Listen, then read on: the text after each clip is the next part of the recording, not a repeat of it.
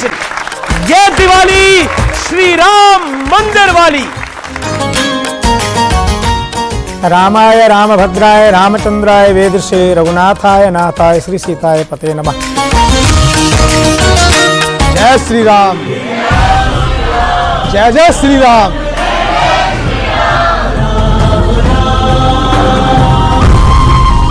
मैं बाबरी मस्जिद आज भी कहता हूं, बाबरी मस्जिद मेरी आस्था है बाबरी मस्जिद। अरे अपने ही राम के नाम पे गरीबों को दे देते तेल तो शायद देश का ज्यादा भला।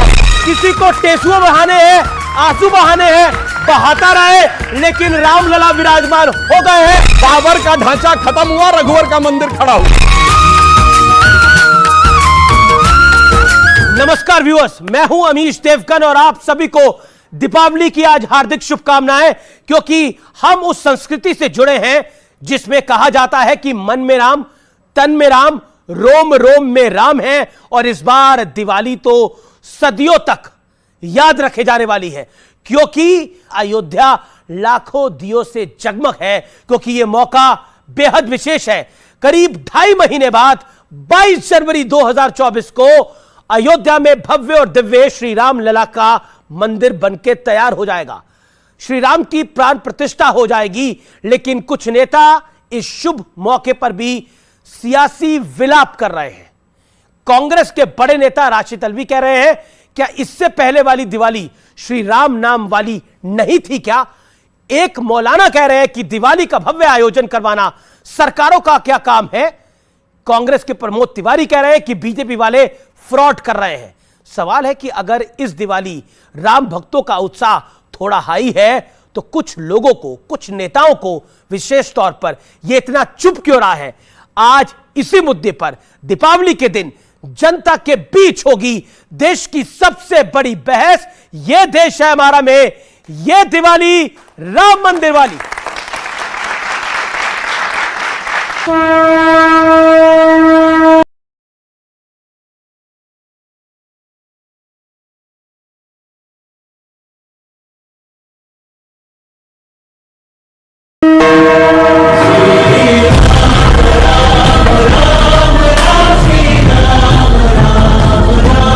आजकल मैं जहां भी जाता हूं, वहां अयोध्या में बन रहे प्रभु राम के भव्य मंदिर की चर्चा चलती है।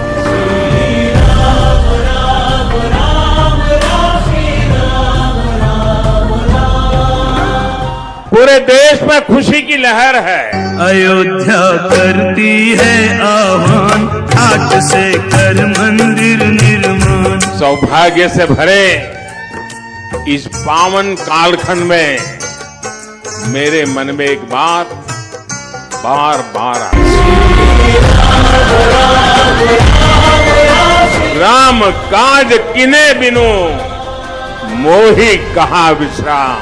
अयोध्या करती है आह्वान, घाट से कर मंदिर निर्माण।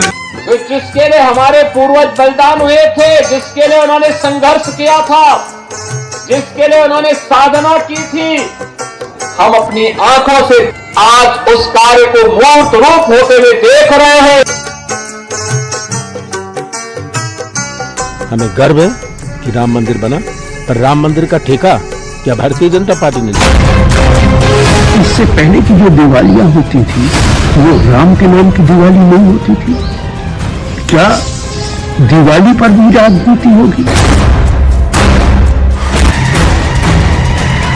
सरकारों का काम मंदिर मस्जिद बनाना या दिवाली मनवाना या भव्य राम मंदिर का उद्घाटन कराना, ये सरकारों का काम नहीं है। पार्टी का हिस्सा होने का मतलब ये नहीं है कि सच को सच और झूठ को झूठ ना कहा जाए। मैंने महसूस किया है कि कांग्रेस में कुछ ऐसे नेता हैं जिन्हें राम मंदिर से नहीं, राम से भी नफरत है। हिंदुत्व से नहीं, हिंदू शब्द से नफरत है।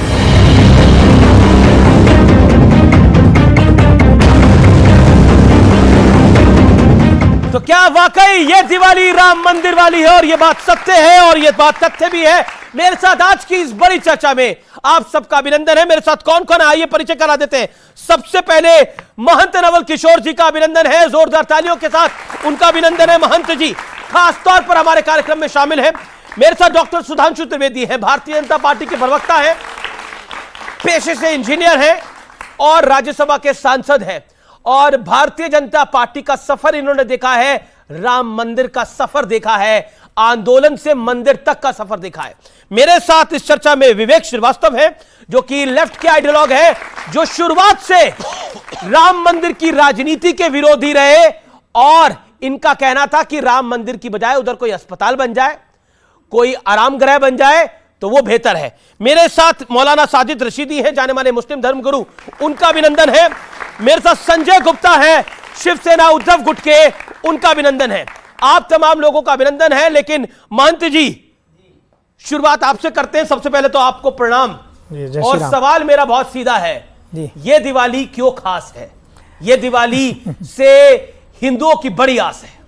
रामाय रामभद्राय रामचंद्राय वेदसे रघुनाथाय नाथाय श्री सीताय पते नमः। पहले तो मैं सभी बंधुओं को पावन दीपावली की बहुत बहुत शुभकामनाएं व्यक्त करता हूं। आप सबका विवेक और अज्ञानता समाप्त हो, आपके जीवन में निजता और ऊर्जा प्राप्त हो, इसी भगवान से कामना करता हूं।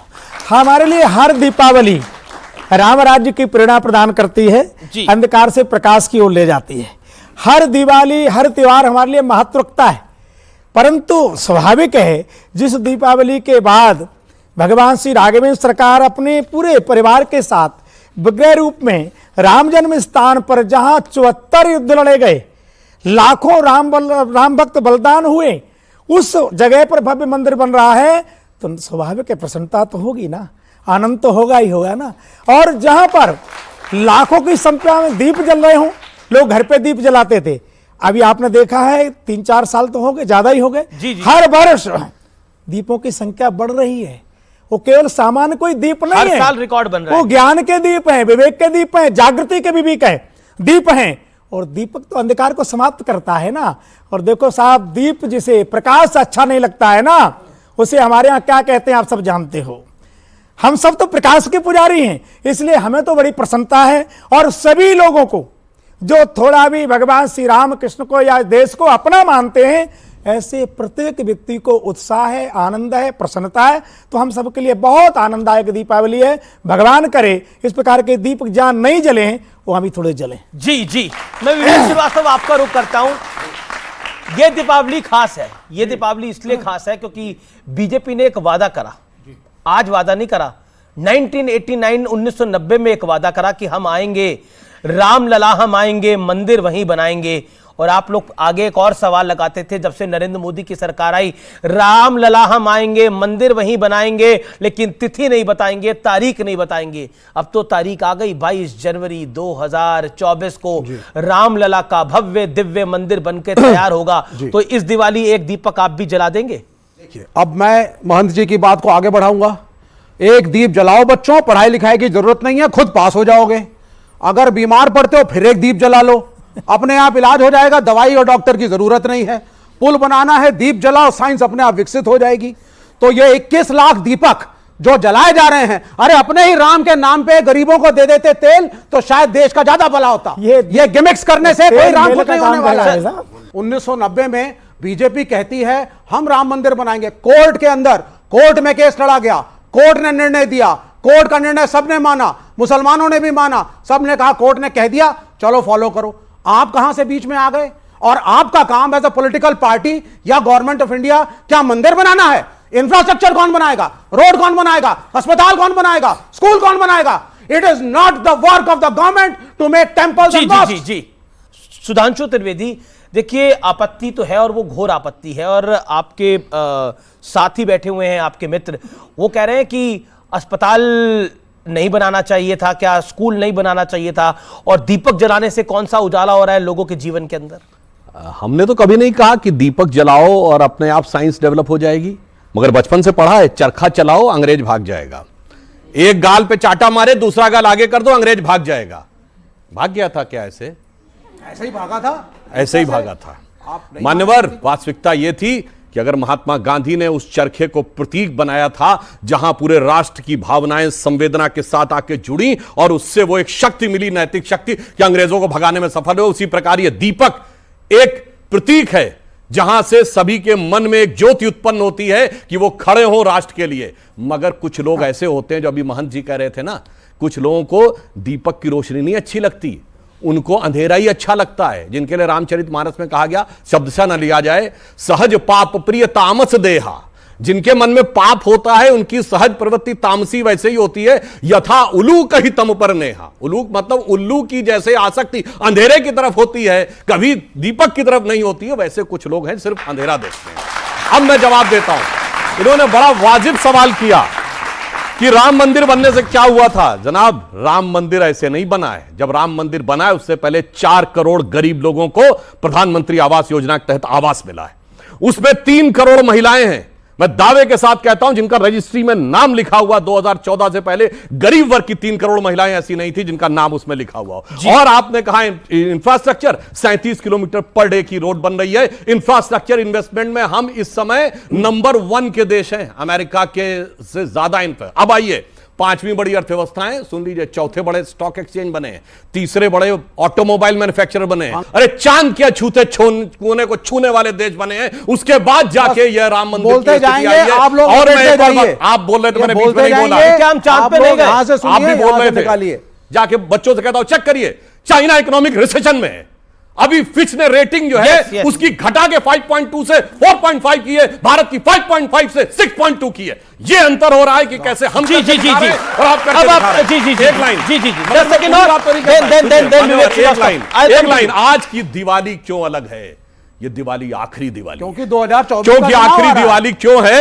क्योंकि भगवान राम के, श्री राम लला विराजमान के भव्य मंदिर में स्थापित होने से पहले की अंतिम दीपावली है। क्यों अंतिम दीपावली? मैं क्यों कह रहा हूं ये दीपावली इसलिए महत्वपूर्ण है। आपने कहा पहली दिवाली नहीं थी, हां, किसी जमाने में ताला लगा था। जब हम लोग बचपन में नारा लगाते थे, लोकतंत्र की देखो शान, बंदी बने हुए भगवान।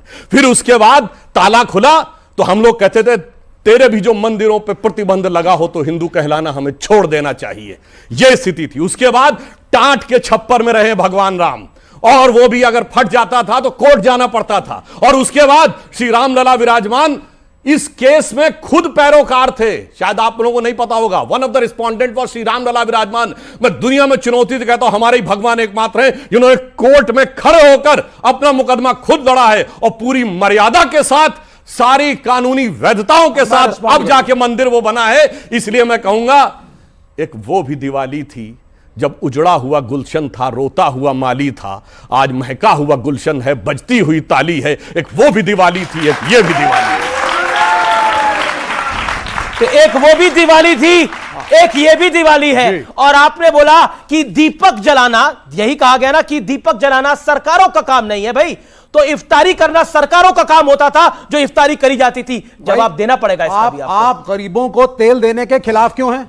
21 लाख दिए जला करके तेल जला रहे हो, मिट्टी जला रहे हो। चलिए कोई बात नहीं, सुनते जाइए, सुनते जाइए अभी आगे। इनको यही नहीं मालूम, मैं इनको काउंटर कर देता हूं। इनको मालूम नहीं भाई। पहली चीज, महात्मा गांधी का चरखा सिंबॉलिक नहीं था। वो कह रहे थे विदेशी वस्त्रों का बहिष्कार करो एंड मेक इन इंडिया करो। इनका मेक इन इंडिया नहीं कि मल्टीनेशनल को कह रहे हो आओ और 100% FDI। इनका मेक इन इंडिया नहीं, वो गांधी का मेक इन इंडिया था, और चरखा उसका प्रतीक था कि अपना सूत कातो और कपड़ा बनाओ।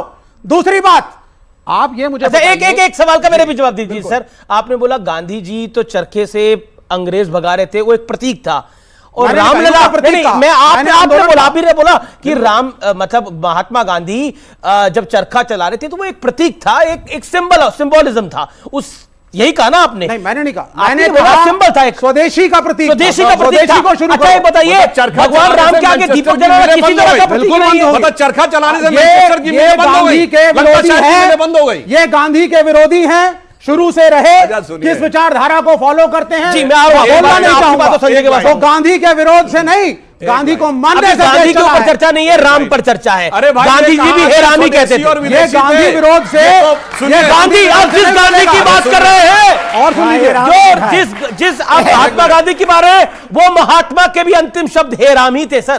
कोई बात तो बस खत्म करिए। वो गांधी जी भी राम के ही भक्त थे। राम विरोधी नहीं, भाजपा विरोधी गांधी हैं जी आप। भी।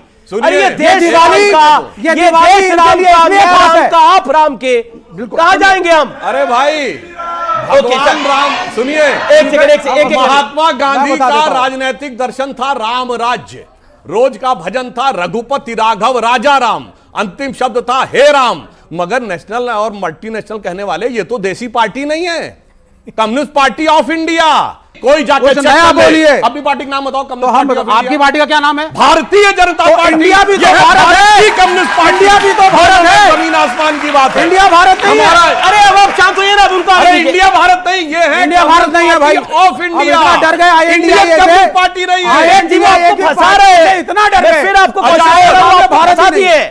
रशीदी साहब, क्या आपको लगता है ये दिवाली वाकई खास है क्योंकि रामलला का मंदिर बन रहा है? और चाहे कोई कुछ भी कहे, बीते गत वर्षों में हमने देखा है एक बदलाव आते हुए समाज के अंदर भी। Your reaction?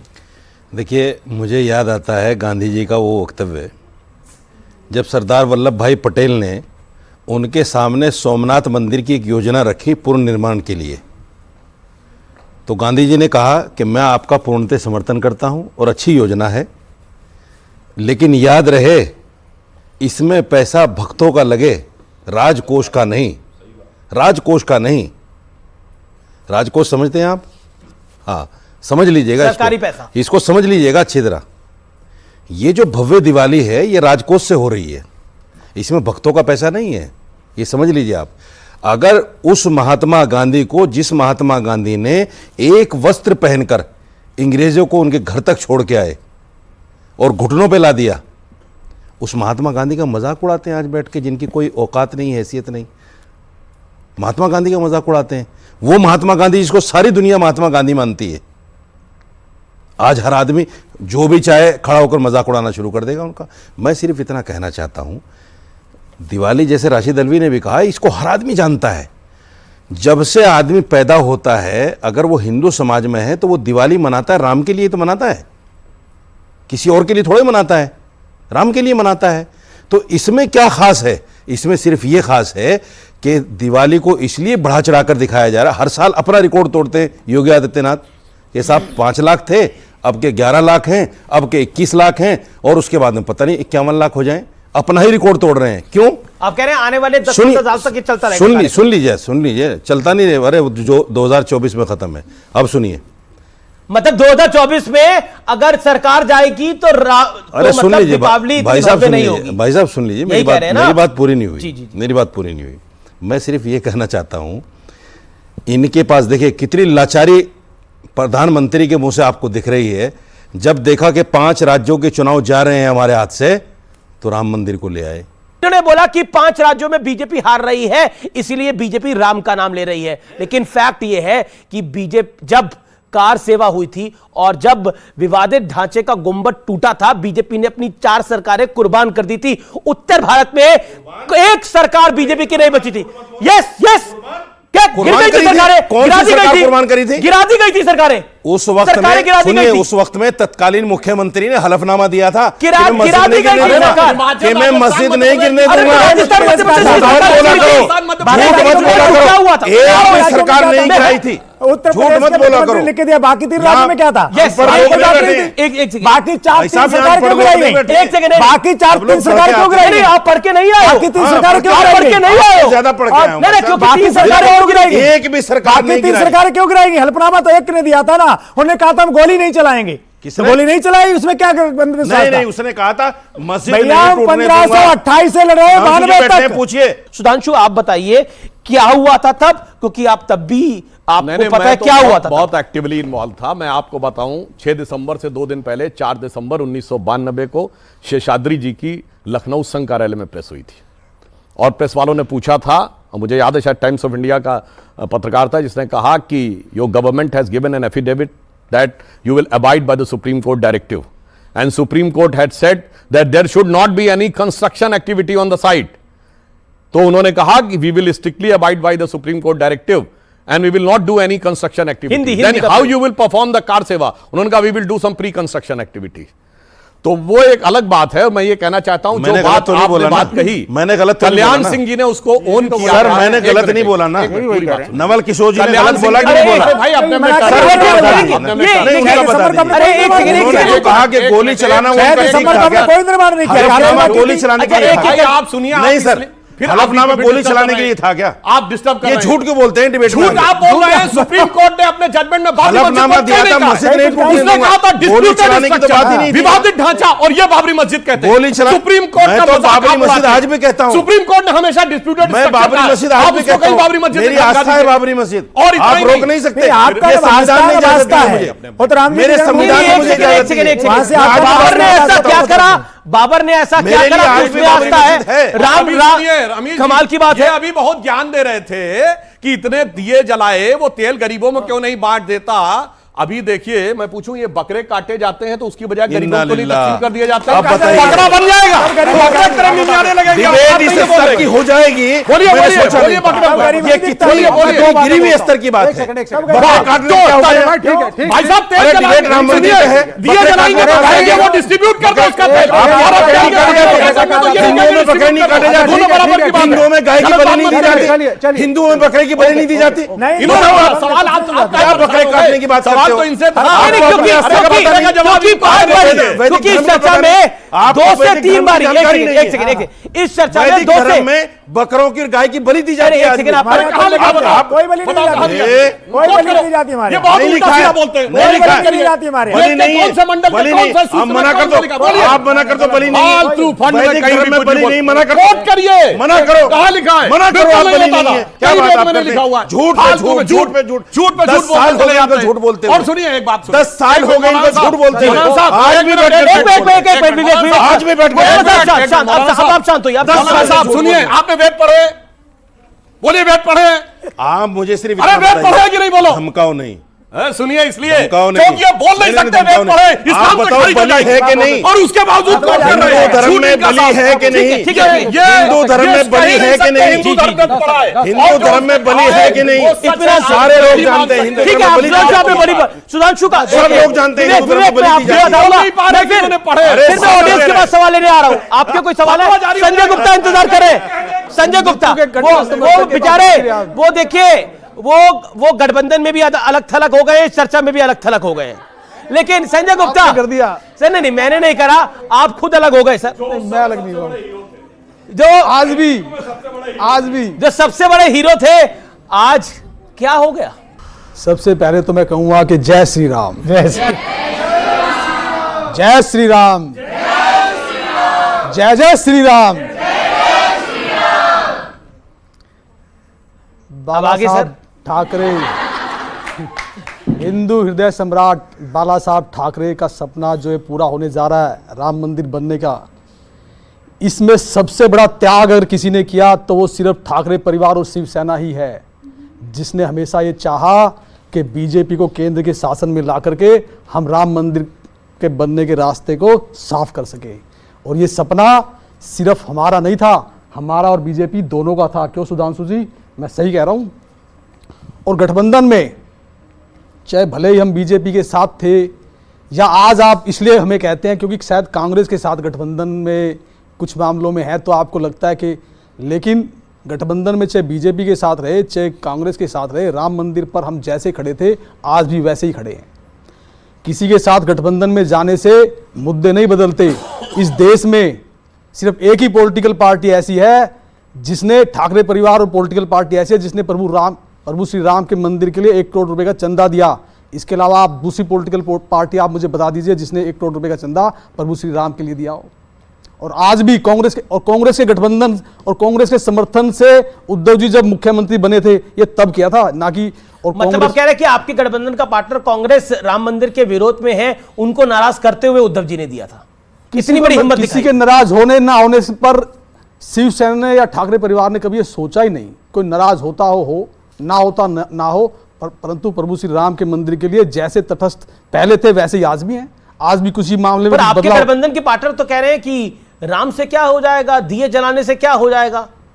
जो ये कहते हैं, ऐसे बहुत से लोग हैं ये हमारे देश ऐसे के बहुत अंदर। से लोग नहीं सामने बैठे मैं भाई। इन्हीं को कह रहा हूं, इन्हीं को भी कह रहा हूं, और जो ऐसे लोग हैं, बहुत से लोग ऐसे कहते हैं, हमने इनका समर्थन नहीं किया। मैं उनसे सिर्फ एक ही सवाल पूछता हूं कि हमारे घरों के अंदर ना हमारे बुजुर्गों की फोटो टंगी होती है, जो जिनको हम पूछते हैं, जैसे भी कोई एक भी आदमी मुझे ये कह के दिखा दे कि अपने पड़ोसियों की फोटो की, अपनी पड़ोसियों की फोटो उन फोटो के ऊपर लगा दे, वो जो ये कहते हैं अपने पड़ोसियों की, किसी दूसरे रिश्तेदार की, उसके ऊपर लगा दे उस फोटो को हटा करके, तो मैं मान जाऊंगा कि इनके स्कूल वाली बात और विद्यालय वाली बात और दूसरी बात है कि हाँ ये ठीक कहते हैं, गलत कहते हैं। यहाँ पर प्रभु श्री राम का गलत जन्म के हुआ। साथ क्यों हैं आप लोग? गलत के साथ नहीं है हम। तो क्यों नहीं साथ नहीं? गलत कि इंडिया बातों के अलायंस साथ में नहीं आप है। लोग? देखिए, एक घर में 4 पॉलिटिकल पार्टियां, देशद्रोही पार्टियां तो नहीं है ये हिंदुत्व विरोधी हैं। ये हिंदुत्व विरोधी पार्टियां हैं, लेकिन इनके हिंदुत्व विरोध को हमने कभी समर्थन नहीं किया। हम हमेशा हिंदुत्व विरोधियों के साथ ही खड़े रहे। रामलला का मंदिर जैसे जैसे बन रहा है, कई सारी धुंधे क्लियर हो रही है। हिंदुत्व विरोधी है आप। ये बीजेपी नहीं कह रही, आपके गठबंधन का एक पार्टनर कह रहा है कि आप लोग हिंदुत्व विरोधी है।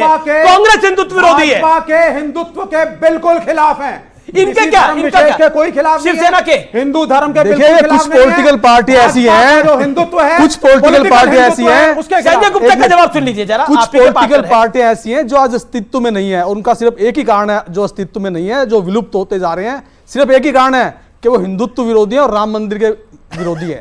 महंत नवल किशोर जी, क्या आपका हिंदुत्व इसमें विश्वास करता है किसमें? कि कॉन्स्टिट्यूशन को तोड़ करके एक भीड़ जाए और बिना कोर्ट के ऑर्डर के ढांचों को तोड़े? ये बताओ 1528, सुनो पहले, और दूसरी नहीं, बात, सुनिए, एक 1528 में वीर बाकी ने किस कोर्ट में लिखित में लिया था? कहां से तोपे लगा दी थी? भैया कम से कम 30,000 मंदिर तोड़े हैं। ये हमारी आस्था का विषय है और हमने कोर्ट तो का आप अपमान कॉन्स्टिट्यूशन किया। को नहीं मानते? सुन लो पहले, हमने किसी कोर्ट का, किसी कानून का अपमान नहीं किया, किसी कोर्ट का अपमान नहीं किया। वहां हम केवल कार सेवा करने के लिए गए थे, कार्यकर्ताओं को रोका गया। भीड़ लेकर गए थे और आपने वो हमारा अधिकार है, प्रजातंत्र का काम भीड़ करते हो। लेकर के गए और डेमोक्रेसी बाल्टियां करते हो, वो कानून नहीं है। देश का राजनीति, देश का मंदिर बन रहा है सर, मंदिर बन के तैयार हो रहा है। वो कानून के दायरे में। मोदी जी और योगी जी ने हमारे सपने को, जिसको साकार किया है, और भी देश के अंदर, जो कि मैं कहना चाहूंगा, आज मैं 60 इयर्स का हो चुका हूं और पिछले काफी सालों से मुझे इतनी नॉलेज नहीं थी जो 10 साल में मुझे नॉलेज आई है।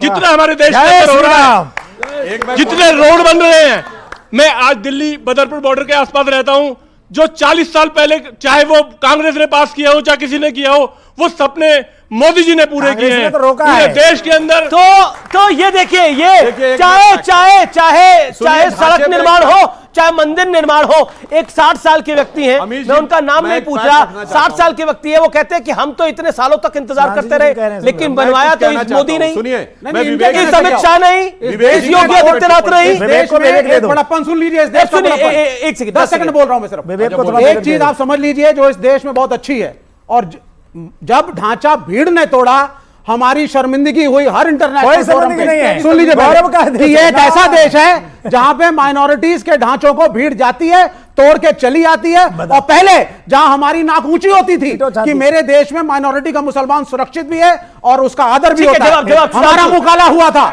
सर एक मिनट सुनिए, आज एक अपना घर बनाते हैं, आपको खुशी होती है, आपके परिवार को, बच्चों को खुशी होती है। ये तो राष्ट्र का निर्माण, जिन्होंने देश पे मतलब जो है सनातन धर्म की स्थापना की, हमारे श्री राम का अगर मकान बन रहा है, घर बन रहा है, तो आपको आपत्ति क्या है? कोई आपत्ति नहीं है। नहीं, आप ये जो आप डिबेट कर रहे हैं, ये आपत्ति है आपको? आप मानते हो राम, आप ये मानते हैं राम हमारे हैं? नहीं, आपके हैं बिल्कुल नहीं, आपके राम नहीं है क्या? नहीं, सबके हैं। आपके राम नहीं है। इस देश में राम की पूजा होती है, राम के कोई खिलाफ नहीं है। आपको दिक्कत राम के कोई खिलाफ नहीं है। आपको राम के नाम पे वोट के खिलाफ है। राम हमारे, राम के नाम पे राजनीति में। लेकिन मैं सुधांशु वहां पर कोई मस्जिद जैसी चीज नहीं थी, सिर्फ वो मंदिर था और पूजा हो रही थी। मंदिर का पुजारी अवेलेबल है। अगर ये बता दे कि वहां 6 दिसंबर 92 को मस्जिद का तंत्र को कोई भी नहीं था। एक मिनट, अगर वो चीज गलत है, आप वैचारिक भीड़ तंत्र अभी ये जो बहुत बोल रहे हैं भीड़ तंत्र की बात तो कश्मीर में हजारों मंदिर कश्मीर भीड़ में चले ने आए। तोड़े, हाँ। मंदिर के नाम पे, तब इनके मुंह से चूने फिर चले आए अब कश्मीर सुनिए, पर, क्या था? इतना ही नहीं, वो क्या था? क्या तरीका बार बार बीच में अब disturb करने का, विवेक जी? आप एक ही टॉपिक पे बात करिए एक ही ना, topic आप पे अयोध्या बात पर कर स्टिक रहे करिए, हैं। मैं डोंट डाइवर्ट, भीड़ why you are going to Kashmir, Ayodhya की बात करो, अब ठीक है, अभी ऑडियो का जा रहा है, आपका जा रहा है, परमिशन का तोड़ा, अब अपनी बात नहीं, करो। नहीं, अभी सुनिए, इतना ही नहीं, अभी टॉपिक पे भी बताता हूं, सुनिए। और चरारे शरीफ जैसी मजार जला के खाक कर दी गई, कोई नहीं बोला। और मुंह काला की बात, मुझे याद है 11:15 बजे रात को बाला साहब ठाकरे जी का स्टेटमेंट मैंने रेडियो पे सुना। हमारे नेता डिफेंसिव में थे। बाला साहब ठाकरे जी से पूछा गया कि आपके पार्टी पे आरोप है कि आपके कारसेवकों ने वो ढांचा गिराया, तो बाला साहब ठाकरे जी ने कहा कि अगर मेरे कारसेवकों ने गिराया है तो मुझे इस पे गर्व है। बताओ किसका मुंह काला? इनका या इनका? बोलो, आप बोलो किसका काला? आप समर्थन में है, आप समर्थन में है, आप समर्थन में है, इसके बाद साथ आप समर्थन में है, मुंह काला करके इसका मतलब भाजपा।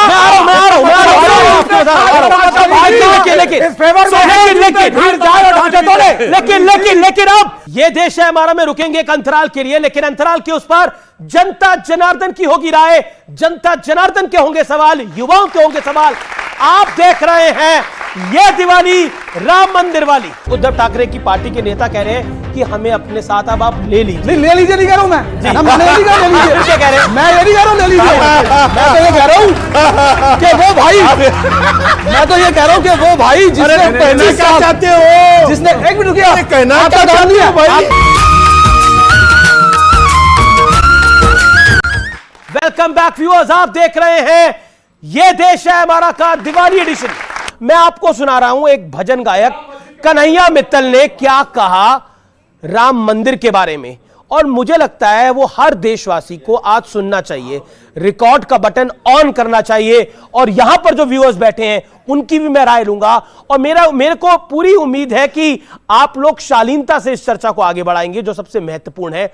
आइए सुनते हैं कन्हैया मित्तल ने ऐसी क्या बात बोली है जो आपको सुननी चाहिए।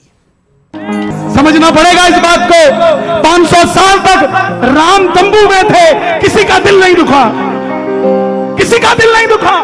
एक बच्चे की शादी को 10 साल हो जाए, उसकी धर्मपत्नी भी पूछने लग जाती है हमारा खुद का मकान कब होगा, कब तक किराए के मकान पे रहेंगे, मेरी रसोई कहां है, तुम्हारे छोटे भाई का कमरा कहां है। वो सीता भी रोज राम को पूछती होगी कि राम, देश हमारा है, अयोध्या हमारी है, मगर हमारा महल कहां है,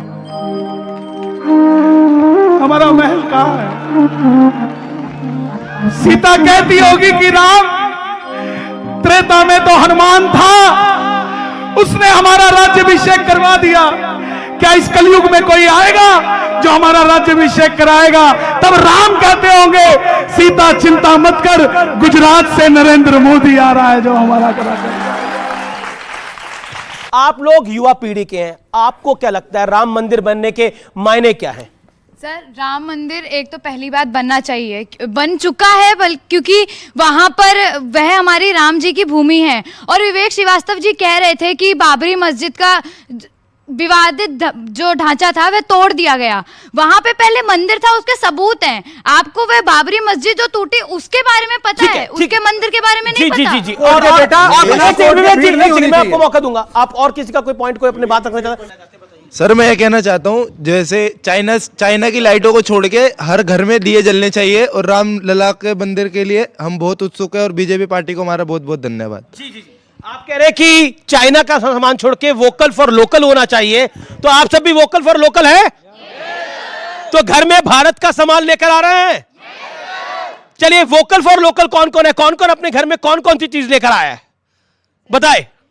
सर, हम इस बार जो स्पार्कल लाइटनिंग्स होती है, इस बार हमने कुछ भी वैसा नहीं चला। इस बार हमने सिर्फ दीपक लाए हैं, जैसा कि श्री नरेंद्र मोदी ने कहा था 21 लाख दीपक, तो हमने भी सोचा एटलीस्ट 21 दीपक तो हम अपने घर में जरूर जलाएं। दीपक लेकर आए हैं। और कोई अलग सी चीज लेकर आया हो तो बताए, वोकल फॉर लोकल के लिए बताइए। वोकल फॉर लोकल की बात करें तो हमने बंधनवार अपने घर में खुद अपने हाथों से बनाए हैं, और सजावट का जितना भी सामान है, रंगोली के लिए हम लोगों ने कलर्स की जगह फूलों का इस्तेमाल करने का सोचा है। सर, ये विवेक, अभी आपने सुना, विवेक जी को छोड़िए, आप अपनी बात को बोलिए। सर, मैं ये कहना चाहूँ कि जब दीप जलाने से अंधेरा दूर होता है तो आप भी दीप जला ही लीजिए, क्या दिक्कत? दीप जलाने से अंधेरा दूर होता है, कर लीजिए। मैं आपकी बात आता हूँ, महंत जी, मैं आ रहा हूँ। महंत जी, जो बात कन्हैया मित्तल यहाँ पर कह रहे थे, इस बात को अगर आप सिद्धांतिक रूप से देखेंगे तो शायद इसके कोई मायने नहीं है, लेकिन तार्किक रूप से अगर आप इसको समझने की कोशिश करेंगे तो कन्हैया मित्तल ने एक बहुत बड़ा संदेश दिया। कोई सामान्य घर होता है, यहां पर भी बड़े सारे लोग होंगे, वो कहते हैं, अपना माँ बाप कहते हैं कि बेटा अब तुम कमाने लग गए हो, अपना घर बना लो, ब्याह हो गया है, अपना घर बना लो, अपनी रसोई सजा लो, ये सब कर लो। लेकिन शायद ये किसी ने सोचा नहीं, किसी को आभास नहीं था। हम सब बड़े घर में रहते हैं, हम सब अच्छे घरों में रहते हैं, अपना काम करते हैं, लेकिन रामलला को अपना मकान, अपना महल, अपना मंदिर अब मिलेगा। मान्यवर, ऐसा है, हमने कहा कि जब से हमारा मंदिर टूटा था 1528 से निरंतर हम युद्ध करते रहे, लड़ते रहे, पर क्या है कि स्वतंत्रता के बाद इस देश में दुर्भाग्य से हिंदुत्व की बात करना, हिंदुत्व को एकत्र करना एक ऐसा मानने लगे थे कि ये चिमटा से छुओ मत, विशेषकर राजनीतिक लोग कॉम्युनल हो जाए। हाँ, विशेषकर राजनीतिक लोग डरते थे, लोग समाजवादी डरते थे लोग। निरंतर समाज को, विश्व हिंदू परिषद ने पूरे समाज को एकजुट किया और गांव गांव हम गए, सलाह लेकर के गए, राम ज्योति लेकर के गए कि भाई राम हमारे आराध्य हैं, राम हमारी अस्मिता है, राम के बिना राष्ट्र का निर्माण संभव नहीं है, विचार परिपक्व संभव नहीं है, बिना रामत्व के हमारी न गति न मति कुछ प्राप्त हो ही नहीं सकती है। और लोगों ने इस बात को समझा। हमने कभी भी किसी संविधान का दुरुपयोग नहीं किया, किसी को कभी किसी आस्था का आघात नहीं पहुंचाया। हमने केवल समाज को जागृत किया और प्रेरित किया। उस प्रेरित का परिणाम है हिंदू जागृत हुआ, भव्य मंदिर का निर्माण हो रहा है। और उन्होंने कहा है कि कोई भी पत्नी पूछती तो होगी जब उसका छत से पानी टपकता होगा कि हमारा घर कोई पक्का नहीं होगा, ये छप्पर नया नहीं होगा। उन्होंने जो कहा है बिल्कुल मार्मिक कहा है और हमको संदेश दिया है कि हमें स्वाभिमान के प्रतीक के साथ जुड़ना चाहिए। इसलिए मैं नौजवानों को कहूंगा, आइए जनवरी में भगवान की प्राण प्रतिष्ठा समारोह में हम भी जाकर के कुछ सेवा कर पाए, भगवान के राम के कार्य पर आइए। ठीक है, अब आदर करते हैं, अब आप शांत रहिए ना उनकी। आइए अयोध्या और समारोह में सम्मिलित हो जाइए। पक्का आपके पास आऊंगा उसके बाद। मैं आपके पास आता हूं। जो संदेश दिया गया उसके कोई बहुत बड़े मायने ना हो, लेकिन एक बात तो सत्य है कि गुजरात से नरेंद्र मोदी आया और उसी नरेंद्र मोदी के शासनकाल में यह मंदिर बनके तैयार हो रहा है। भाई साहब, जब 9 नवंबर 2019 को सुप्रीम कोर्ट ने जब फैसला सुनाया, उसके कुछ तथ्य मैं आपके सामने रखना चाहता हूं। यह सुप्रीम कोर्ट के जजमेंट में मौजूद है, आज भी पब्लिक डोमेन में है, कोई भी देख सकता है। सबसे पहली बात जो सुप्रीम कोर्ट ने कही वो कही कि हमें ऐसा कोई सबूत नहीं मिला कि मंदिर तोड़कर मस्जिद बनी हो, नंबर 1। दूसरी बात सुप्रीम कोर्ट ने कही कि 1949 में जो मूर्तियां रखी गई वो गलत तरीके से रखी गई।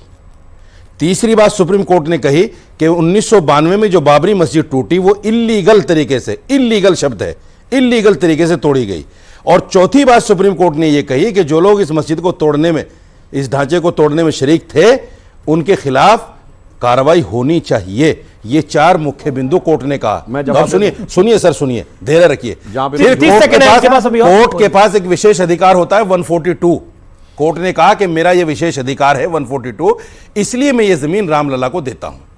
अब सुन लीजिए दूसरी बात, नरेंद्र मोदी आए लेकिन राम जी के खड़ाओं पर पैर रखकर आए और सरकार बनी। और आज भी देखा ना लाचारी आपने, जब देखा 5 राज्य निकल रहे हैं तो राम जी का ही नाम लिया। लाचारी नहीं, विचार है, राम जी का ही नाम लिया। ये लाचारी है, ये मजबूरी है। और 5 राज्यों के बाद मैं दावे के साथ कानून ऐसे ही कह देगा 2024 में बत्ती, आज भी अयोध्या में आओ, साथ रखे वहां पर बत्ती, अभी जाके देख लो। नहीं, राम जी ने सरकार बनवाई, राम जी की खड़ाओं पे पैर रख के आए हैं। सुनिए, ऐसा कोई बना नहीं है जो राम जी की खड़ाओं पे पैर रख सके। दूसरी बात, नरेंद्र मोदी राम का सहारा ले सकते, आप ये बोल सकते हैं राम जी की खड़ाओ आराध्य है यहाँ के करोड़ों हिंदुओं के लिए, करोड़ों सनातनियों के लिए। देखिए, मजाक की बात नहीं है, घुमा दिया, मजाक की बात नहीं है। इतना तो डिफेंस ये भी नहीं करते जितना आप, क्योंकि ये किसी के धर्म की बात है। इतना तो ये भी नहीं करते जितना आप करते हो। क्योंकि हिंदू धर्म की बात है। बिल्कुल कमाल हो गया। इतना तो सुधांशु भी नहीं बोलते बीजेपी के लिए जितना आप बोल जाते हो। हद हो गई भाई। अब हद मैं बताता हूं, इन्होंने जहां झूठ बोला, सुप्रीम कोर्ट ने यह कहा, मैंने झूठ बोला? बात तो पूरी होने दीजिए, उसके बाद आपको गलत। अब आपके बीच में वो नहीं बोले, सुप्रीम कोर्ट ने सुप्रीम कोर्ट ने यह लिखा कि कोई आर्कियोलॉजिकल एविडेंस नहीं मिला है, पुरातात्विक साक्ष्य। मैंने क्या कहा? आपने कहा कोई सबूत नहीं मिला। उन्होंने कहा आर्कियोलॉजिकल, और आप बोल रहे थे मैंने किया। इसमें मैं बता रहा हूं, फर्क समझाइए ना। फर्क बताता हूं। फर्क समझाइए क्या होता है कि खुदाई में नीचे कुछ दिखे। आज मैं आपसे कहता हूं 6 दिसंबर 92 से पहले वहां पे कोई ढांचा था, इसका कोई पुरातात्विक सबूत आज नहीं है। सिर्फ डॉक्यूमेंट्री एविडेंस है, सिर्फ लिटरेरी एविडेंस है, आर्कियोलॉजिकल एविडेंस नहीं है। इसलिए जब अगर आपके बात कहते हैं तो सुप्रीम कोर्ट ने यह कहा कि 500 साल पहले की आर्कियोलॉजिकल एविडेंस नहीं हो सकता। बताइए, झूठ झूठ झूठ ये बोल रहे हैं 10 साल से झूठ बोलते आ रहे हैं। क्या तरीका और झूठ में लोगों को अब मैं आपका झूठ एक के बाद एक बेनकाब करता हूं। फरवरी 86 में ताला खोला कोर्ट ने और कहा कि ये राम मंदिर है। 9 नवंबर 1989 को जब पहला शिलान्यास हुआ कोर्ट की परमिशन से हुआ। 6 दिसंबर 1992 को ढांचा गिरने के बाद वहां अस्थायी मंदिर की अनुमति सुप्रीम कोर्ट ने दी। 2019 की बात करी है and you are again diverting the debate. अरे भाई आप बेवकूफी की झूठी बात कह रहे हैं। अच्छा ये बताइए 2019 का जजमेंट किसके बेस पे हुआ? 2019 में किसके बेस पे हुआ? पूरी क्रोनोलॉजी बता रहा हूं। जिनको सिर्फ धर्म में आस्था नहीं, नास्तिक कहते हैं, अफीम की बात कहते हैं, उसके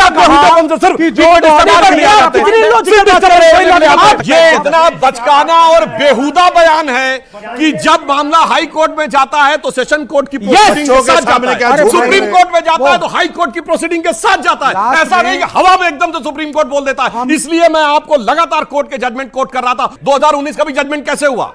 जब 2010 का जजमेंट इस आधार पे आया हाई कोर्ट का कि 2003 में वहां खुदाई करवाई गई, एक सबूत निकला, उसके आधार के ऊपर सुप्रीम कोर्ट ने कहा जजमेंट है क्या? ये बोलो, आधार मत बोलो, जजमेंट क्या है? 140 क्या जजमेंट? बोलो क्या है? एक सेकंड बस हो गया। कोई चीज नहीं बोलेंगे, ये जजमेंट है। बिल्कुल सही, बिल्कुल बिल्कुल बिल्कुल सही। नमस्कार भाई साहब, बिल्कुल सही है, बिल्कुल सही, क्या बोल रहे हैं? बिल्कुल सही, बिल्कुल सही, बिल्कुल सही। नहीं आपने इनको प्रणाम करा, अच्छी बात है। एक सेकंड, लेकिन देखिए बार बार बोला गया, वो बार बार बोला गया जजमेंट क्या है, जजमेंट क्या है? सुधांशु त्रिवेदी ने एक लाइन में जवाब दिया, एक लाइन में जवाब दिया, जजमेंट यही है कि रामलला विराजमान अयोध्या में थे, हैं और रहेंगे। ये है जजमेंट, खत्म, इसके अलावा कुछ नहीं है जजमेंट। अब कौन कहां था, कौन किसने मस्जिद बनवाई, बाबर कहां से आया, बाबर कौन था, यह कहानी खत्म हो गई। अब 2024 से नया अध्याय इस देश में शुरू होता है और वो अध्याय है रामलला का मंदिर। और अब किसी को टेसुए बहाने हैं, आंसू बहाने हैं, बहाता रहे, लेकिन रामलला विराजमान हो गए हैं और अगले 100, 200, हजारों सालों तक वहां पर रामलला ही विराजमान रहेंगे, क्योंकि सत्य के तथ्य बड़े मजबूत होते हैं। चाहे झूठ कितना भी बड़ा हो, लेकिन सत्य को डिगा नहीं सकता। यही है रामलला का मंदिर। सीधी सी बात यह है, बस इसके आगे, क्योंकि बार बार जजमेंट क्या है, जजमेंट क्या है, विषय वो नहीं है। अब अच्छा कवर बाबर का ढांचा खत्म हुआ, रघुवर का मंदिर खड़ा हुआ। बाबर का ढांचा खत्म हुआ, रघुवर का मंदिर खड़ा हुआ। जी, जिस ढांचे को, जिस बाबरी मस्जिद को बाबर के सेनापति मीर बाकी ने बनवाया, ये इतिहास में है। और उसके बाद कई हिंदू राजाओं ने उसको छुड़ाने के लिए कई बार आक्रमण किए कि हम अपनी उस मंदिर को वापस ऊपर लेके आ सकें, लेकिन उन्होंने अपनी कुर्बानियां दी, नहीं कर पाए। और जिस ढांचे को बाला साहब ठाकरे ने जब गिरवाया, और इसका बकायदा सिर्फ एक ही सक्सेस देश के अंदर, इस दुनिया के अंदर, जिसने कहा कि वो ढांचा हमने गिराया था। बयान उद्धव ठाकरे से दिलवा दो। और उसके बाद ये बयान उद्धव ठाकरे से दिलवा दो आप। उसके बाद अरे आपके सामने दे रहे हैं उनके प्रवक्ता। दे तो रहूं, अरे नेशनल चैनल पे दे रहा हूं, नेशनल चैनल पे दे रहा हूं। और क्या कोई मैं कोई गुफा में दे रहा हूं क्या? कौन जानता है? मैं किसी गुफा में नहीं दे रहा, प्रवक्ता है, छोड़ो। मैं किसी गुफा में नहीं दे रहा, प्रवक्ता नेशनल चैनल पे बैठ के उद्धव ठाकरे से दिलवा दो, उद्धव ठाकरे से बयान दिलवा दो। ढांचा ही नहीं था ये बयान उद्धव ठाकरे से दिलवा दो, ये बयान उद्धव ठाकरे से मान जाऊंगा आपको। प्रवक्ता बहुत फिरते हैं गली गली। अच्छा वैसे छोड़िए प्रवक्ताओं को। अदालत में कहा था बाला साहब ने इस बात को, बहुत फिरते हैं। अदालत में कहा था, अदालत में कहीं उधर उधर नहीं कहा था कि हमने गिराई है। उद्धव ठाकरे ने आज तक नहीं बोला। गिराने की बात तो आप बाला साहब ने किया, तो के बाद में प्रवक्ताशिप से बाहर हैं। इस विषय में कोई देख लीजिए। अरे नहीं पूछा गया, मतलब आप तो ऐसा कह रहे हैं, आप तो ऐसा बात कर रहे हैं कि आपकी डायरेक्ट उद्धव जी से बात हो रही है। हाँ बिल्कुल निकाल देंगे, आप लिख लो मेरी बात। अगर इनको ना निकाल दिया गया तो बोलना। ऐसा नहीं है, ये सच्चाई है कि बाल ठाकरे जी ने किया। पर मेरा क्वेश्चन यह भी है कि आपने बाल ठाकरे जी ने क्यों बीजेपी को छोड़ दिया? इतने अच्छे अगर आपका गठबंधन था, उद्धव ठाकरे जी ने क्यों छोड़ दिया? ये भी गलत है। एक मिनट, सिर्फ एक मिनट इससे बोल देता हूं। फंस गए, बेचारे फंस गए। ठीक है, सुनिए, बाला साहब ठाकरे और शिवसेना एक ऐसी पॉलिटिकल पार्टी है जिसने 25 से 30 साल सत्ता के साथ समझौता किया और ये चाह के बीजेपी केंद्र में शासन में आए। सिर्फ एक महाराष्ट्र था जिसको बाला साहब हमेशा ये चाहते थे कि हमारा मुख्यमंत्री हो। 2.5 साल के लिए मुख्यमंत्री उन्होंने उस आदमी को नहीं, उस व्यक्ति को, उस परिवार को नहीं दिया जिन्होंने केंद्र में इनकी सरकार बनाई। 2.5 साल के लिए मुख्यमंत्री देना इनके लिए ठीक ऐसे था जैसे पांडवों को 5 गांव देना। मैं आज इनसे सिर्फ एक ही बात कहना चाहता हूं कि लौटाओ, कहना बहुत कुछ चाहता हूं मगर मैं संजय जी लौटाओ। एक गाने के मजमून को एक गाने के मजमून को एक गाने के मजमून को सेवसारी में क्या कह रहे हैं आप? एक गाने के मजमून को सेवसारी के अंदाज में क्या गाना कह रहे हैं? आप लौट चले, ये गाना गा रहे हो आप, लौट चले। वाह भाई, आज तो कमाल कर दिया आपने। कि मैं भूल जाऊं तुम्हें अब यही मुनासिब है, मगर भुलाना भी चाहूं तो किस तरह भूलूं कि तुम तो फिर भी हकीकत तो कोई ख्वाब नहीं जी। जहां तो दिल का ये आलम है कि क्या कहें तुमसे, भुला सका ना मैं वो सिलसिला भी जो था ही नहीं, वो एक ख्याल जो आवाज तक गया ही नहीं, वो एक रब जो तुम में हम में कभी रहा ही नहीं, मुझे याद वो सब भी जो कभी हुआ ही नहीं। अगर ये हाल है दिल का तो तुम मुझे बतलाओ कैसे उद्धव जी फोन उठाए और तुम्हें बतलाएं बीजेपी को कि तुम कितने हमारे अपने। यार ये इंडिया गठबंधन का तो आज काम खराब हो गया, आप लोगों का बहुत दिक्कत हो गई है। सुधांशु जी, मतलब मुझे नहीं लगता, देखिए आपका क्या हिंदुत्व को मानने वाली दो तो पार्टियां हैं, बीजेपी और शिवसेना और तीसरा है कौन? आप देखिए, आप कोई नहीं है तीसरा। अब मतलब इनडायरेक्टली डायरेक्टली उद्धव ठाकरे की पार्टी के नेता कह रहे हैं कि हमें अपने साथ अब आप ले लीजिए। नहीं, ले लीजिए नहीं कह रहा हूं मैं जी, मैं ये नहीं कह रहा ले लीजिए। क्या कह रहे हैं? मैं ये नहीं कह रहा हूं ले लीजिए, मैं तो ये कह रहा हूं कि वो भाई, मैं तो ये कह रहा हूं कि वो भाई जिसने 25 साल चाहते हो, जिसने एक मिनट रुकिए, आपका काम नहीं है, आप बीच में बिना बात बताइए। मैं तो ये कह रहा हूं कि जिस बाला साहब ने, क्या चाहते हो भाई, सुनिए आप बेरोज आप बीच में बताइए। मैं तो ये कह रहा हूं कि जिस बाला साहब ने और ठाकरे परिवार ने और शिवसेना ने 25 से 30 साल सत्ता के साथ समझौता किया, उनको आपको 2.5 साल के लिए मुख्यमंत्री दे देना चाहिए। बन तो गए 2.5 साल, अब बताइए। अब तो 5 साल बने, लेकिन आपके समर्थन से तो नहीं बने।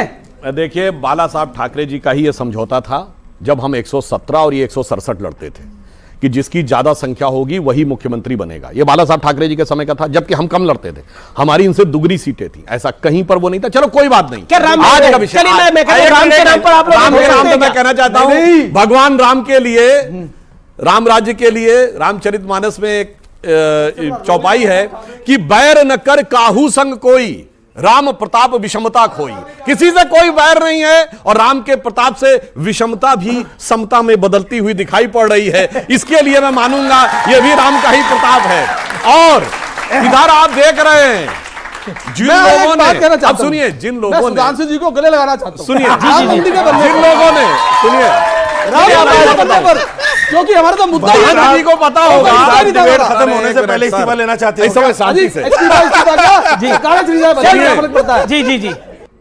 रावण युद्ध में परास्त हो गया था तो उसके लिए भी कहा गया है, जगत विदित तुमरी प्रभुताई, सुत परिजन बल वरन न जाई। क्या तुम्हारा स्टेटस था और तुम्हारे खानदान का क्या स्टेटस था, परंतु राम विमुख असहाल तुम्हारा, रहा न को कुल तारन हारा। ये 0 सीट पे आ गए, वो 1 सीट पे उत्तर प्रदेश में आ गए, क्योंकि इस देश में सदैव से कहा गया है, जो मीराबाई को तुलसीदास जी ने लिख के दिया था, जाके प्रिय न राम वैदेही तजिए ताहि कोटि बैरी सम यद्यपि परम सने। बहुत बहुत शुक्रिया आप तमाम लोगों का हमारे साथ जुड़ने के लिए। तो आज के इस खास एडिशन में, आज के इस बेहद खास एडिशन में ये दिवाली राम मंदिर वाली अयोध्या भी सजा दी है। फिलहाल इतना ही, आज के इस कार्यक्रम में इतना ही। आप सबको मेरा राम राम, नमस्कार, जय हिंद और वंदे मातरम।